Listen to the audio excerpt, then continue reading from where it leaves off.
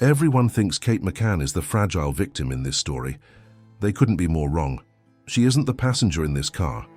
She's been in the driver's seat since the very first night, and the reason has nothing to do with love or grief.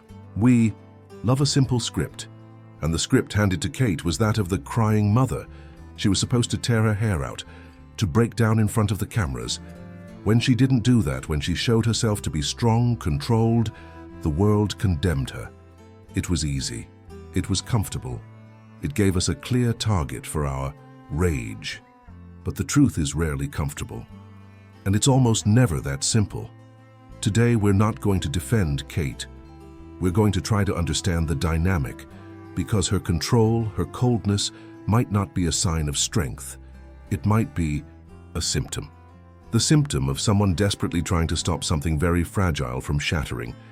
The question we're going to ask isn't, what did she do? The question is, what is she trying to stop him from doing? If you're ready to set judgment aside and try to understand the silent agreement that keeps this couple standing, stay here. We're about to start looking at what no one else is seeing. After all, what is stronger, the hand that grips or the reason it needs to grip so tightly? To understand the power dynamic between Kate and Gerry, we first need to understand the prison they live in. And it's not a prison with bars. It's a prison made of expectations.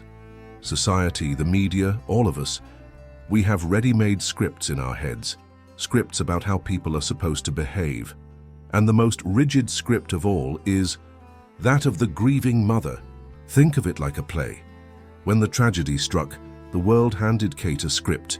Her role was the weeping mother. She was supposed to cry in every interview, to fall apart in public, to be fragile, vulnerable, almost childlike.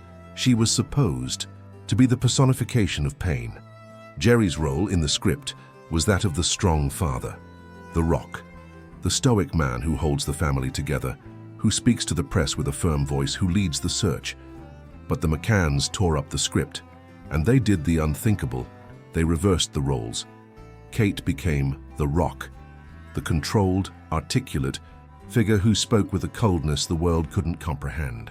Gerry, on the other hand, often seemed to be the fragile one, the man who needed support, who seemed sedated, who stumbled over his words. And this role reversal, this shattering of the gender script we all expected, caused a cognitive dissonance, a short-circuit in the public's mind. We didn't know how to process it, and when we don't understand something, we do the easiest thing. We judge. The world looked at Kate and didn't see a strong woman managing a crisis. It saw an unnatural mother. It saw an ice queen, but maybe she didn't tear up the script out of coldness. Maybe she tore it up because she was too busy trying to stop the lead actor from forgetting his lines and confessing the end of the play in the first act. Now let's talk about secrets. Everyone has secrets, but a family secret, especially one born from tragedy, works in a very particular way. Think of a secret as a knot of ice that forms in the center of the family's dinner table. At first it's small, but over time it doesn't melt. It grows, and the family unconsciously begins to rearrange everything around it. Conversations avoid certain topics so as not to bump into the knot. People sit in different places so they don't have to look at it. Emotions become colder because the knot of ice sucks all the warmth out of the room. The family's life becomes a constant, exhausting dance to avoid touching the knot, to pretend it isn't there. And in this system, someone always takes on the role of the ice manager, the person who monitors the room's temperature, who diverts dangerous conversations, who ensures no one gets too close. This person appears to an outsider to be cold and controlling. But in reality, they are spending an immense amount of energy to keep the entire system from freezing over, or worse, to keep the knot of ice from cracking and revealing what's inside. Kate McCann became the manager of the world's most famous secret. The question we need to ask isn't, why is she so cold? The question is, what is the size and temperature of the knot of ice she is protecting? This dynamic, where one partner takes control to protect the other, or to protect the system, isn't unique to the McCanns. We see it all the time in powerful couples facing scandals. Think of Hillary and Bill Clinton during the Monica Lewinsky scandal. Bill, the president, was the source of the crisis. It was his weakness, his mistake, that put everything at risk. And who took control? Who became the rock, the public figure of strength and defiant dignity? Hillary. She appeared by his side, holding his hand, projecting an image of unity and control. To an outsider, she might have seemed like a cold, calculating woman who was just protecting her own power. But a deeper analysis shows something else. She was managing the crisis. She was containing the damage. She became the control rod for the nuclear reactor that was her husband's indiscretion. The iron glove she wore didn't come from nowhere. It was forged in the fire of that crisis. It's the armor a person wears when the other's vulnerability becomes a danger to them both. We look at these couples and see a power dynamic, but we always assume that the one in control is the one who is guilty, the one with the secret.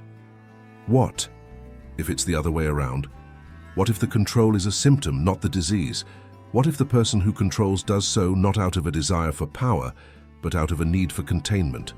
So far, we've seen how the McCann's control dynamic works and how it challenged what we expected to see. We've seen that this dynamic isn't unique, that it happens in other family and power systems, but we still haven't answered the million-dollar question. The question that the introduction of this video asked: why? Why does Kate McCann need to exert this level of absolute control? What or who is she trying to contain with such force? The answer to this will turn everything we thought we knew about this couple upside down, and it will take us to the heart of the most radical and psychologically coherent theory about what really happened that night. All right, we've seen that the control dynamic exists. We've seen that it defies our expectations. Now, the million-dollar question: why? What requires such an absolute level of control? To answer this, we need to enter a deeper territory of relationship psychology. There's a concept called collusion. It's not a pretty word, but it's a powerful one. Collusion in a relationship is an agreement, a silent, almost always unconscious pact where one partner takes on a role to compensate for the weakness, the fear, or the secret of the other. It's a dance, a dysfunctional dance, but one that keeps the system, the family, standing. It's the silent agreement that says, "I will be your wall if you never ask me what I'm hiding behind it." Or, in this case, the agreement that says, "I will be your guardian if you let me be your prison." And here I'm going to present the central thesis of this video. The theory that turns everything we thought we knew about the McCanns upside down. What if Kate's control isn't about her guilt, but about his secret? What if Kate McCann took on the role of guardian, not to hide a crime she committed, but to contain the instability of Gerry, the true weak link? We've spent years looking at Gerry's behavior, the passivity, the moments of weakness, the contradictory statements, the tells he let slip, as signs of his complicity in a plan orchestrated by her. We saw his weakness and assumed it was because he was being controlled by a stronger, more guilty woman. Now let's invert the logic. Let's reverse the cause and effect. It's not that she controls him, and therefore he seems weak. It's because he is weak that she needs to control him. Her coldness, the obsessive control, the need to be the spokesperson, the iron fist, all of it wouldn't be an action but a reaction, a desperate reaction from a woman who knows that the man by her side is a ticking time bomb. Who knows that if she relaxes her guard for a second, if she lets him answer a question off script, he might crumble. He might confess. He might say the one sentence that would forever destroy what's left of their lives. In this new light, every piece of the puzzle fits together in a different but terrifyingly coherent way. His behavior isn't that of an accomplice following orders. It's that of someone carrying a burden too heavy, someone who lacks the emotional structure to bear the weight of the lie. And her behavior isn't that of a calculating villain. It's that of a full-time crisis manager, 24 hours a day, for almost 20 years. A woman living in a state of hypervigilance, not out of fear of the police, but out of fear of her own husband. This places us before a dilemma of loyalty that is almost impossible to comprehend. Try to put yourself in her shoes just for a moment. Imagine that the person you love, the father of your children, made a mistake. A terrible mistake. Maybe an accident. Maybe negligence with catastrophic consequences. A mistake that resulted in the loss of your most precious thing. You love him. But you know that the truth, the raw, unvarnished truth, would destroy him. It would destroy his career, his freedom, his reputation. And it would destroy the future of your other children, who would have to grow up with the stigma of being the children of a what? A criminal? A negligent man? What do you do? Think of the shepherd analogy. Imagine you are a shepherd and your flock is your family.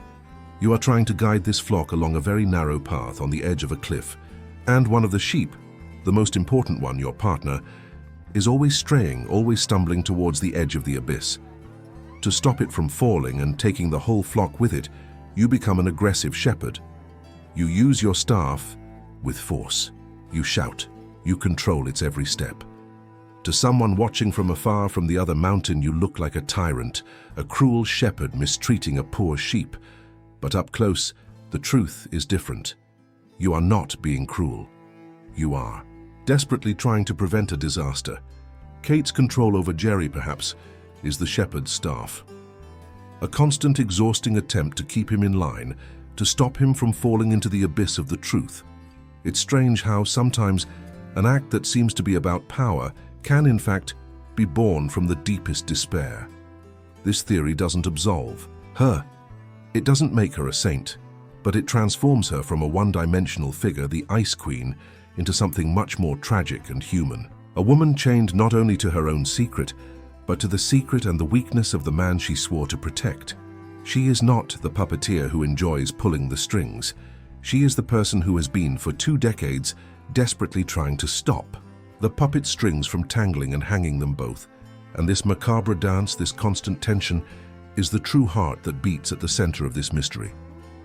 If the theory that Kate is containing a weakness or a secret of Gerry's is true, then we need a new metaphor to understand her role, one capable of carrying the weight of this tragedy. The image of the Ice Queen, forged by the media and public judgment, becomes useless, a superficial caricature that no longer serves us. We need something more powerful, more precise, more terrible. Think of a nuclear reactor. At the heart of the reactor, there is a uranium core, immensely powerful but dangerously unstable. If left on its own, uncontrolled, it overheats. Its chain reaction becomes chaotic, and it melts down, causing a nuclear catastrophe that contaminates everything and everyone around for generations. For the reactor to operate safely, engineers use control rods. These are bars made of a special material like boron or cadmium that are inserted into the heart of the core. The function of these rods is not to generate energy. Their function is to absorb the excess neutrons, to slow down, to control the chain reaction, and to prevent the core from reaching critical mass and exploding. They are the coldness that ensures stability. In this family tragedy, in this nuclear power plant of pain and secrets, Gerry McCann is the uranium core, unstable, carrying a secret, a guilt, or a weakness with an immense and dangerous energy, always on the verge of meltdown. Kate, in turn, has become the control rod. Her behavior, which the entire world interpreted as cold, distant, and controlling, is, in this new light, the exact function of the boron rod. She inserts herself into the narrative, into the heart of the crisis, and her apparent lack of emotion is not an absence of feeling. It is the necessary property to avoid overheating along with the core. She must be cold so that the system does not explode. What the world saw as malice, as domination, was in fact crisis management at the most extreme and desperate level imaginable. She is not controlling a man. She has been, for almost 20 years, trying to contain a nuclear meltdown that threatens to destroy everything she knows. This leads us to an archetype far deeper and more tragic than that of the evil queen. Kate McCann embodies the archetype of the guardian, or perhaps more accurately, the jailer. She is not the guardian of a treasure, but the jailer of a dangerous secret. Her power, the strength the world sees, does not come from a desire to dominate, but from the crushing burden of responsibility of being the only person who can prevent the disaster. She is the only one with the key to the cell, and she must watch the prisoner day and night, not so he doesn't escape, but so he doesn't scream the truth to the world. Her life has become an eternal vigil. Literature and history are full of figures like this, characters who become hard, relentless, almost monstrous, to sustain the weakness of another. Think of Lady Macbeth in Shakespeare's tragedy. We remember her as the villain, the ambitious woman who poisons her husband's mind and pushes him to murder. But a closer reading of the play shows a dynamic very similar to the one we are describing. Macbeth is weak, hesitant, full of doubt and remorse. It is she who must be strong for both of them. It is she who plans, who encourages him when he falters, who cleans up the bloody mess afterward. She becomes a monster not because she was born one, but because her husband's weakness and ambition forced her to take on that role. Her control is a direct response to his paralysis, and in the end, this dysfunctional dynamic, this role-swapping, destroys them both. He drowns in paranoia and tyranny, she in guilt and madness, and that is the true tragedy of the McCann's dynamic if our theory is correct. This is not a one-way prison. It is not her, the jailer, imprisoning him, the prisoner.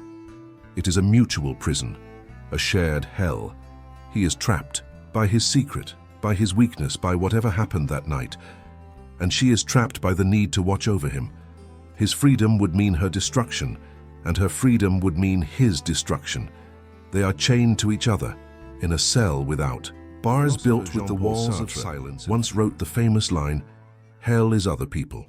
He meant that our existence is constantly defined and judged by the gaze of the other, that we are prisoners of others' perception. In the McCann's case, this philosophy becomes literal, but in an even more intimate and terrible way. Their hell is the constant presence of each other. Every glance, every silence, every unspoken word is a reminder of the pact, of the prison. He is her hell because his weakness forces her to be the jailer. And she is his hell because her control constantly reminds him of his own weakness and his secret. They cannot escape each other, because the secret that unites them is also what prevents them from separating. They are the only two inhabitants of a planet of pain that no one else can visit, condemned to orbit each other in a frozen silence forever. In the end, after all this analysis, after deconstructing the facade and trying to understand the architecture of the secret, maybe the question we've been asking for 20 years is wrong. We always asked, who is the guilty one? A simple question, seeking a single target for our anger and our desire for justice. Maybe the question we should have been asking all along is much darker and much more complex. Who is more imprisoned? And the answer, terrifyingly, might be both of them, equally, eternally, trapped in a macabre dance that began that night in Portugal and has never ever ended. So we return to the image of the two hands, one in the iron glove. What once seemed like a symbol of domination, of cold and calculated control, now reveals itself as something else, something much more tragic. Perhaps it is, in fact, a symbol of an impossible burden. The iron hand that not only controls, but holds, that prevents the fall, that pays the price of loyalty with its own freedom. Because sometimes the person who seems strongest, coldest, most in control is just the one carrying the weight of two. If this dive into the hidden psychology of relationships has given you a new perspective, if it has made you question easy judgments, if you value an analysis that seeks to understand rather than just accuse, there are stories the world prefers to keep in black and white, because gray is uncomfortable. Gray forces us to think. If you believe that it is in the gray that human truth resides, and that this work of exploring these shadowlands is important, the contribution to this channel, I want you to understand, is not a request, it's a symbol. It's a recognition of complexity. It's a sign that you understand that the truth is rarely black and white. It's your way of saying, to anyone who will listen, it's not control, it's containment. Now, after everything we've been through together here, I want to know what this has awakened inside you. Have you ever felt you had to be strong for someone you love, even if it cost you your own peace? Where for you does loyalty become complicity? Leave your thoughts in the comments. You don't need to have the answer. Sometimes the question is more important, but let it be real. Let it come from that quiet place we visited today. I will read every single one, because not all silence is forgetting. And for those who felt that this story, as much as it seems like an end, is actually a beginning, you are right. Because if Kate is the guardian and Gerry is the secret. This opens another door. The door to what really happened that night. If we assume there was an accident, a negligence that went terribly wrong, how would the dynamic we've analyzed today explain their actions, step by step, from the moment the apartment door was found open? That's where we're going next. We're going to leave psychology and enter the reconstruction of the facts, but with this new lens. We're going to try to assemble the puzzle of that night, not as detectives, but as forensic psychologists. If you want to continue on this journey, subscribe to the channel. We're going to try to open the door that Kate McCann is so afraid to touch. In every relationship, there is a silent agreement, an invisible pact about who leads and who follows, who speaks and who stays silent, who holds the rope and who walks the edge.